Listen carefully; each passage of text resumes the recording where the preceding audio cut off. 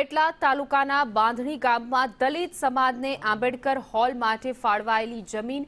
ઓએનજીસીને રસ્તા માટે આપવામાં આવતા વિવાદ સર્જાયો છે। સવારથી જ પોલીસ બંદોબસ્ત વચ્ચે જેસીબી દ્વારા રસ્તા બનાવવાની કામગીરી શરૂ થતા સ્થાનિકોએ ઉગ્ર વિરોધ નોંધાવ્યો હતો। દલિત સમાજના લોકોએ અન્યાયનો આક્ષેપ કરતા ભારે રોષ વ્યક્ત કર્યો હતો, જ્યારે વિરોધ કરનાર કેટલાક આગેવાનોને પોલીસ દ્વારા નજરકેદ કરાયા હોવાની માહિતી સામે આવી છે। 2018 જ પંચાયત તરફથી આંબેડકર હોલ માટે જગ્યા ફાળવવામાં આવેલી છે।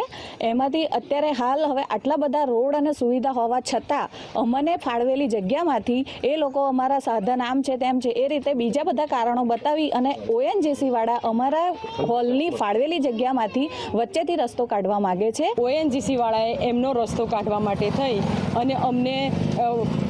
દબાણ કરે છે કે અમને આ રસ્તો કાઢી આપો, તો એમની માટે એમની જોડે નથી કોઈ કલેક્ટરનો લેટર કે કોઈ